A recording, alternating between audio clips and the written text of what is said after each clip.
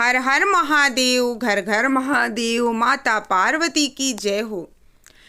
आज मैं आपको शिव चर्चा की बड़ी ही अच्छी कथा लेकर के आई हूँ। 3 बहू और सास की बहुत ही मज़ेदार भी कहानी है और दर्द भी है इस कथा में। तो आइए इस कथा को शुरू करते हैं। देखिए, कहानी तो आप लोग सुनते हैं, लेकिन आप लोग चैनल सब्सक्राइब नहीं करते हैं, तो आप लोगों से निवेदन है अभी आप लोग चैनल को सब्सक्राइब कर लीजिए और आइए ये प्यारी सी कहानी सुनते हैं। एक बुढ़िया थी जिसके 3 बहू और बेटे थे। 3 बहुएं थी, 3 रंग की थी।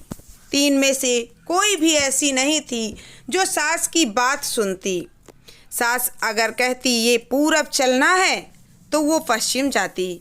ऐसे हाल थे बेचारी सास के। क्या करती, हमेशा शिव जी की पूजा तो करती, लेकिन कहती हे शिव गुरु, आपने मुझे ये कैसी बहुएं दे दी हैं। कम से कम एक अच्छी होती तो मेरा जीवन अच्छे से कट जाता। लेकिन यहाँ तो 3 के तीनों एक जैसी हैं। तीनों मेरी बात नहीं सुनती, मुझे इतना कष्ट देती हैं, मैं क्या करूं। बड़ी वाली के यहाँ रहती तो बड़ी वाली कहती कि मैं नहीं बना कर दूंगी। जब उससे छोटी वाली के पास जाती तो वो भी कहती मैं भी तुम्हें खाना बना कर नहीं दूंगी, जाओ छोटी वाली के पास। और जब छोटी वाली के पास रहती तो छोटी वाली भी ऐसे ही करती। उसकी तीनों बहुएं इतनी ज़्यादा बेढंगी थी कि बेचारी सास से ही पूरा काम करवा लेती। अपना पड़ी रहती, लेटी रहती। जब सास जाती तो बोलती कि माँ जी आज खाना बनाने में लेट हो गया है, मैं ये काम कर रही हूँ, अब आप खाना बना दो। ऐसे करते करते सास को बहुत ज़्यादा कष्ट दे रही थी तीनों। सास तो सुबह से निकल जाती अपना मंदिर, उसका मन ही नहीं लगता था घर में। घर में जब कुछ अच्छा रहता है तभी घर का माहौल जब अच्छा रहता है तभी घर में अच्छा लगता है। अगर घर का माहौल ही अच्छा नहीं है तो घर में रहाई नहीं पड़ती, घर से भागने की इच्छा होती है। वही हाल बेचारी सासू माँ का था। वो निकलकर मंदिर जाती और घंटों मंदिर में बैठी रहती, भोलेनाथ का सुमिरन करती और जो भी भक्त वहाँ पर आते उनसे तरह तरह की बातें करती। लेकिन उन सास में ये एक खूबी थी कि वो कभी भी अपने बहुओं की बुराई नहीं करती थी। एक दिन उनका मन चला सासू माँ का हलवा खाने का। सासू माँ कहने लगी बड़ी बहू से, बहू आज मेरा हलवा खाने का बड़ा ही मन है, थोड़ा सा बना दो। बड़ी बहू कहने लगी मेरे पास ना तो शक्कर है और ना ही घी है, कैसे हलवा बना दूं। अब पानी से तो हलवा बनेगा नहीं, इसलिए देख लो छोटी के पास चली जाओ। जब दूसरी नंबर वाली के पास जाती है और कहती है बहू मुझे आज हलवा खाने का बड़ा ही मन है, मेरे लिए थोड़ा सा हलवा बना दो। बीच वाली बहू कहती है अरे माँ जी वैसे भी 100 काम हैं, बच्चों का देख रेख करना, पति की सेवा करना, और आप भी आ गई हलवा की फरमाइश लेकर। पता नहीं बुढ़ापे में कितनी जीभ चलती है। इतना सुना दिया, वो आँख में आंसू भरे छोटी के पास चली जाती है और छोटकी बहू से कहती है छोटकी बहू जरा तनी हलवा बनाई दो, हमका खाए का बड़ा मन करत है। तो छोटी बहू कहती है अरे माँ जी क्या क्या शौक़ लेके आप आती हैं, अभी तक तो आपके शौक़ नहीं थे। आज मुझे बड़ा काम है और मेरा सर भी दर्द कर रहा है, मैं कैसे बनाऊं हलवा। वैसे भी 50 काम होते हैं, अब घी भी नहीं है, मैं कैसे हलवा बनाकर आपको खिला दूं। बड़ी दुखी होती है सास कि बताओ 3 बहुओं के होते हुए मुझे आज किसी चीज़ को खाने का तरस लगती है। वो मंदिर चली जाती हैं और मंदिर से आते ही मन में कुछ विचार करती हैं और आते ही गेट के पास धड़ाम से गिर जाती हैं। जैसे ही गिरती हैं तीनों बहुएं भागती हैं कि अरे क्या हो गया सासू माँ को। जब देखती हैं तीनों बहुएं तो बुढ़िया ने सांस रोक रखी थी। जब सांस रोक रखी थी तो उनको लगा बुढ़िया का राम नाम सत्य हो गया। तीनों अंदर ही अंदर तो बड़ी खुश थी कि चलो अच्छा हुआ भला टली, लेकिन समाज को दिखाने के लिए चीखने चिल्लाने लगी, रोने लगी। तभी कई लोग आए, सबने देखा बुढ़िया सांस बांधे हुए लेटी थी। तब सबने कहा कि हाँ सच में बुढ़िया तो मर गई। तीनों बहुएं लगी रोने। अब बड़ी बहू ड्रामा कर रही है कि काश मैं अपनी सासू माँ को हलवा खिला दी होती।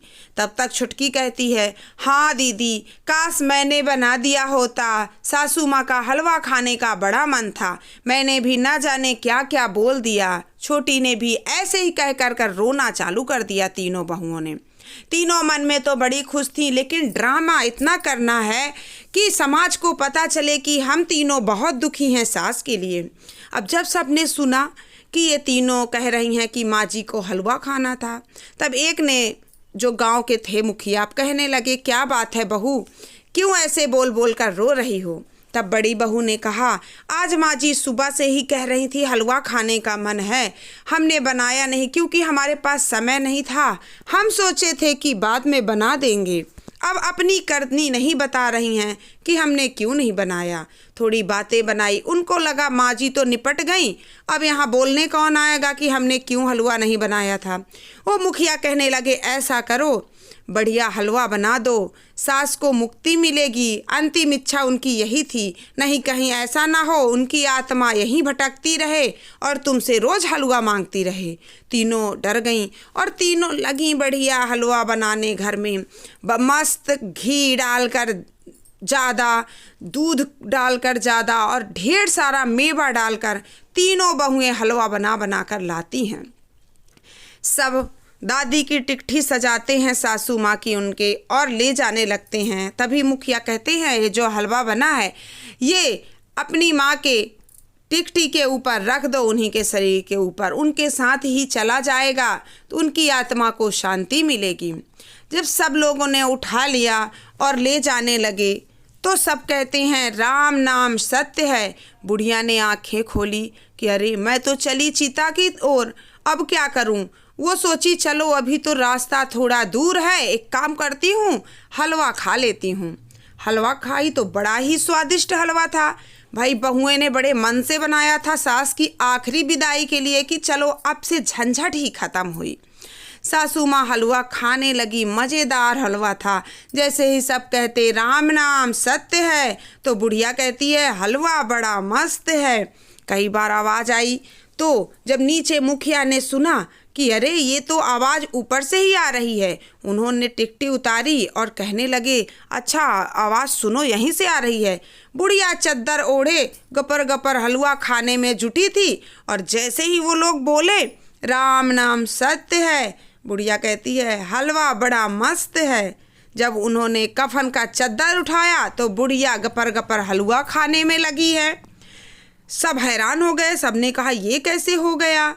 बुढ़िया उठकर बैठ गई और कहने लगी, जीते जी तो मेरी बहुएं मुझे हलवा खिलाने वाली नहीं थी, इसलिए मैंने मरने का नाटक किया और देखो मरते ही रकम रकम का मेवा और ढेर सारा घी और दूध मिलाकर मेरे लिए हलवा बना है। ये होते हैं कर्म कि जिए न पर से माड़, मरे में पर से खाड़। मरने के बाद लोग बोलते हैं ये खिला दो, ये कर दो, तेरबी में ये बना दो, शुद्ध के में ये कर दो। जीते जी किसी ने सूखी रोटी तक नसीब में नहीं कराया। बुढ़िया हलवा खाकर मस्त थी और जब मुखिया घर आए तीनों बहुओं की यूं फटकार लगाए कि तीनों हैरान रह गईं कि अरे इन बुढ़िया का तो बड़ी ही कला आती है। फिर तीनों कहने लगी, कोई बात नहीं माँ जी, अब हमें समझ आ गया है कि कोई इंसान हमारे पास से जाता है तो क्या होता है। तीनों बहुओं को बेटों ने बहुत ही खरी खोटी सुनाई और कहा, अगर आइंदा से मेरी माँ को कष्ट हुआ तो तुम तीनों यहाँ से दखल हो जाना। ये देखिए शिव गुरु का चमत्कार। बुढ़िया ने अपनी चमत्कारी दिखाई और मस्त हलवा खाया। देखिए भोले बाबा कितने दयालु हैं, कितने भोले हैं, कैसे कैसे योजनाएं मन में ला दें, किसी को खबर भी नहीं है। तो प्रेम से बोलिए हर हर महादेव, घर घर महादेव, मैया भवानी की जय हो।